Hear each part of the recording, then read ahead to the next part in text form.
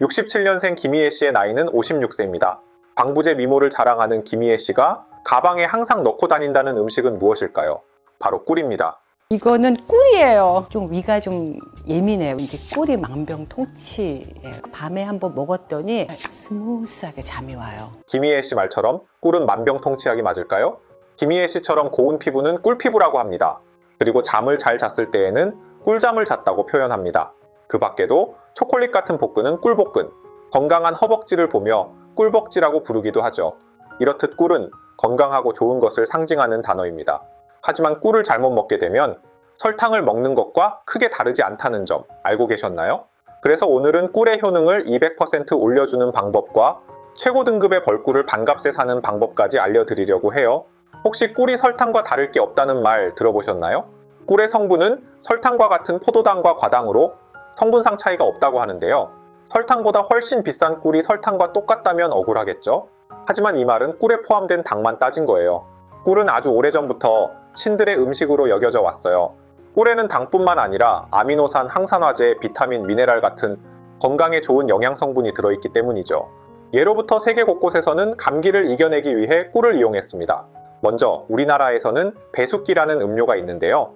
배와 생강, 꿀을 함께 넣어 마시죠. 일본에서는 달걀술이라는 독특한 방법이 있어요. 청주를 끓인 후 달걀과 꿀을 넣어 마시는데 콧물과 인후염에 효과가 있다고 해요. 러시아에서는 고골모골이라는 음료가 있습니다. 끓인 우유에 달걀, 꿀, 버터를 섞어 마시죠. 유럽에서는 계피, 과일, 꿀을 넣고 끓인 따뜻한 와인을 마십니다.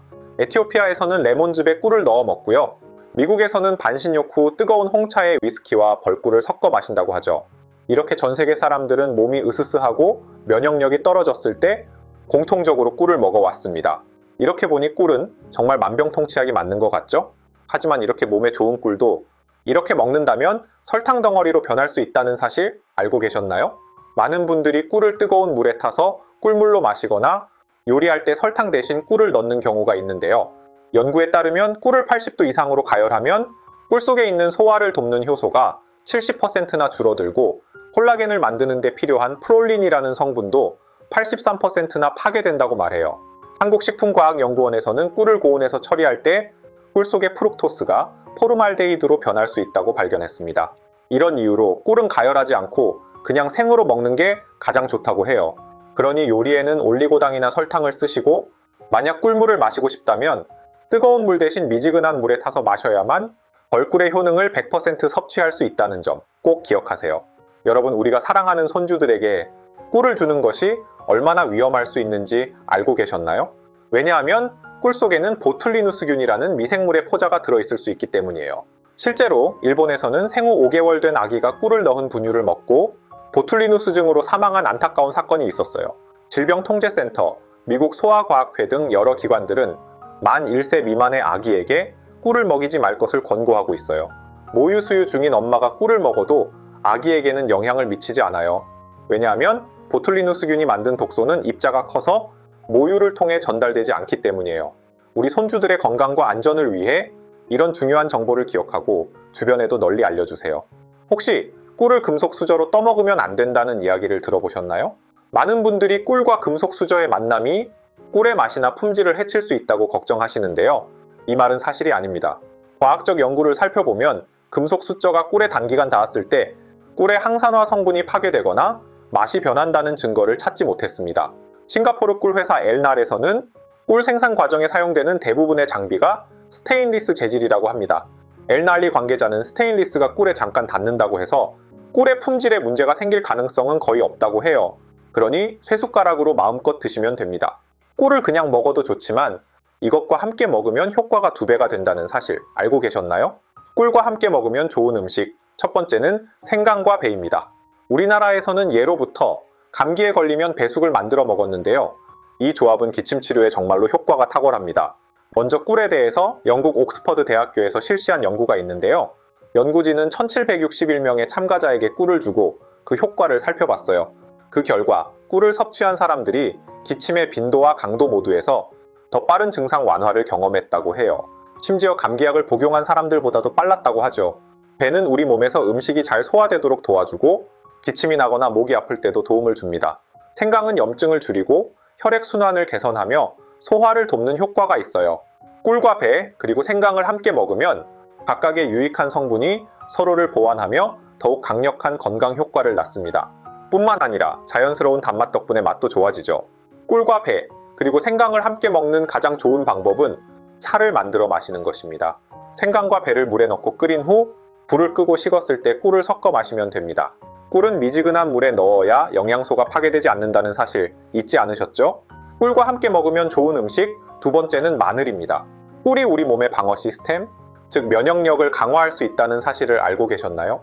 먼저 우리나라 농촌진흥청에서 한 연구를 살펴보면 국내산 밤꿀이 정말 놀라운 일을 한다는 걸 알 수 있어요.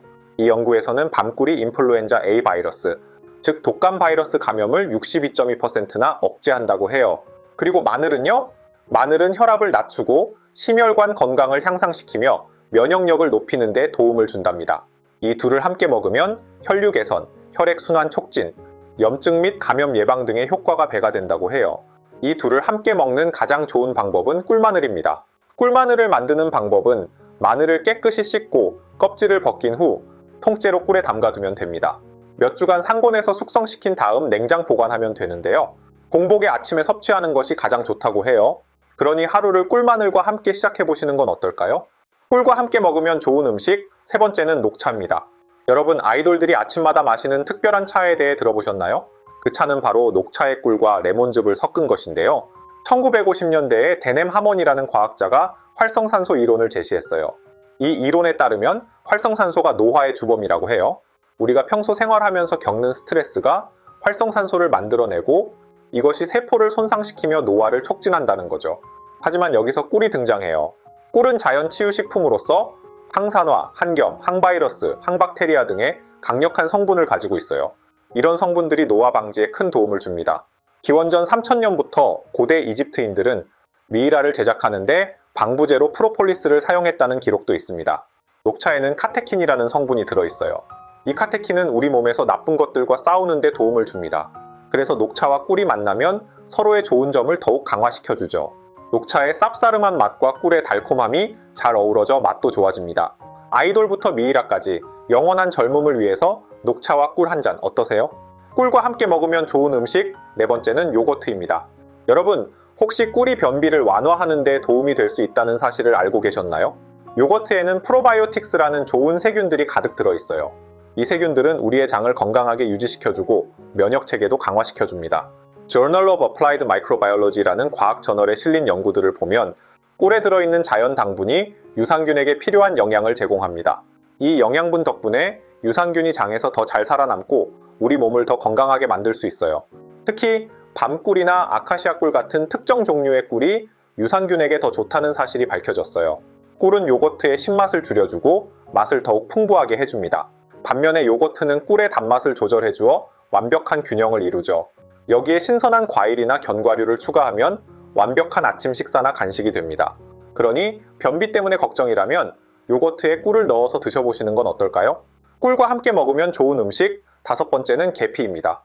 여러분, 꿀이 숙면을 돕는 자연 치료제라는 사실을 알고 계셨나요? 미국 노스웨스턴 대학교의 연구에 따르면 꿀은 멜라토닌이라는 수면 유도 호르몬의 생성을 돕는다고 해요. 그리고 계피는 따뜻한 성질을 가지고 있어서 몸이 차가운 분들이나 소화기관이 약한 분들에게 아주 좋습니다. 계피와 꿀을 함께 먹으면 특히나 손발이 차가운 수족냉증에 도움이 많이 됩니다. 게와 꿀은 계피차를 만들어 먹으면 좋은데 계피를 물에 넣고 끓인 다음 미지근하게 식혀준 뒤 꿀을 넣으면 됩니다. 그런데 여러분, 꿀이 몸에 좋다고 해서 아무 꿀이나 먹으면 안 된다는 사실 알고 계셨나요? 보통은 마트에서 저렴한 꿀에 손이 가기 마련인데요. 만약 이렇게 하셨다면 꿀이 아닌 설탕을 먹고 있었던 것입니다. 꿀이면 다 같은 꿀 아니야? 라고 생각하실 수 있는데요. 꿀에는 크게 두 가지 종류가 있습니다. 바로 천연꿀과 사양꿀이죠. 먼저 천연꿀이란 꿀벌이 자연에서 꽃을 찾아다니며 꽃의 꿀을 모아 만든 꿀입니다. 이 꿀은 꿀벌이 다양한 꽃에서 영양을 취해 만들기 때문에 여러 가지 영양소가 풍부하답니다. 반면 사양꿀은 사람이 꿀벌에게 설탕물을 주어 만든 꿀로 주로 설탕 성분이 많아요. 국내 연구에 따르면 천연꿀과 사양꿀은 성분에서 큰 차이를 보였어요. 천연꿀은 충치균을 퇴치하는 효과가 있고 자당이 없으며 칼륨, 인, 황 같은 미네랄과 아미노산, 비타민이 골고루 들어있어요. 하지만 사양꿀에서는 설탕 성분인 자당과 메가당이 검출되었죠. 천연꿀과 사양꿀은 똑같은 꿀향과 맛이 나지만 영양적으로는 전혀 달라요. 그래서 식품의약품안전처에서는 사양벌꿀과 천연벌꿀을 구분하기 위한 명확한 기준을 제시하고 있어요. 사양벌꿀은 반드시 사양벌꿀이라고 표기해야 합니다. 마트에서 싸다고 아무거나 막 집으시면 안 돼요. 사양벌꿀이라고 적혀 있는지를 꼭 확인하셔야 합니다. 사양벌꿀은 100g당 1,000원 정도입니다. 반면 천연벌꿀은 100g당 2,000원 정도입니다. 천연벌꿀이 2배 정도 더 비싼 것이 보통이죠. 그런데 사양벌꿀 가격으로 천연벌꿀을 구매할 수 있다는 사실 알고 계셨나요? 천연벌꿀을 반값에 구매할 수 있는 꿀팁은 바로 해외에서 생산된 벌꿀을 구입하는 것입니다. 우리나라 꿀이 비쌀 수밖에 없는 이유는 토종꿀은 주로 소규모 또는 가정 양봉에서 생산되며 양봉가가 직접 꿀벌을 관리하고 꿀을 채집, 가공합니다. 반면 미국에서 생산되는 꿀은 대규모 양봉장에서 자동화된 시스템을 통해 대량 생산이 가능하기 때문에 가격이 저렴한 것이죠. 가장 추천하는 미국 꿀은 커클랜드 제품입니다. 100g당 1,320원으로 사양벌꿀과 비슷한 가격이죠. 이 꿀은 마치 학교에서 A를 받은 학생처럼 꿀 중에서도 최고의 성적을 받은 꿀이랍니다. 이 점수는 미국 농무부에서 정한 기준에 따라 결정되는데요. 주로 맛, 명료성, 수분 함량, 그리고 결함이 없는지 여부를 기준으로 삼습니다. 이렇게 엄격한 기준을 통과한 US 그레이드 A 꿀은 우리가 마트나 시장에서 볼 수 있는 최고 품질의 꿀이 되는 거예요. 다음으로 추천드리는 제품은 베트남에서 생산된 꿀입니다. 100g당 1,165원으로 사양벌꿀 가격과 똑같다고 보시면 됩니다. 베트남 꿀이 싼 이유는 무엇일까요? 베트남의 날씨는 연중 따뜻해서 꿀벌이 사계절 내내 꽃을 찾아다닐 수 있답니다. 이런 환경 덕분에 베트남에서는 꿀을 많이 생산할 수 있어요. 한국양봉협회에 따르면 베트남에서는 벌통 하나당 우리나라보다 2배 많은 꿀을 생산할 수 있어요. 그리고 베트남에서 일하는 사람들의 임금이 낮아서 꿀을 만드는 비용도 적게 들어요. 이 두 가지가 베트남 꿀이 저렴한 큰 이유랍니다. 그리고 한국과 베트남 사이에는 FTA라는 자유무역 협정이 있어요.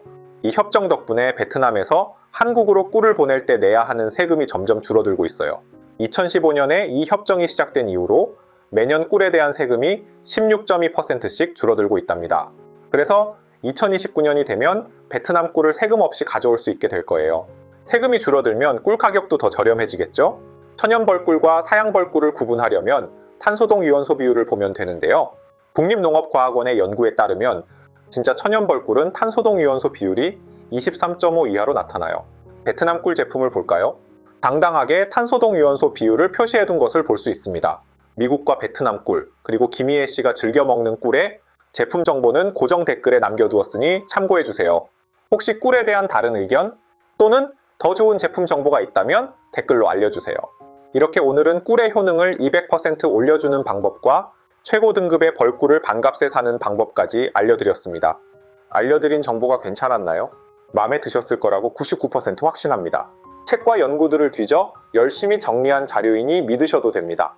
우리 채널은 앞으로도 이런 가치 있는 건강 정보를 계속해서 전달할 거예요. 잘못된 정보로 건강을 잃지 않으시려면 지금 바로 구독, 좋아요, 알림 설정을 해야겠죠? 오늘도 우리 채널을 시청해주셔서 감사합니다. 여러분의 건강한 삶을 위해 항상 최선을 다할게요. 다음 영상에서 또 만나요.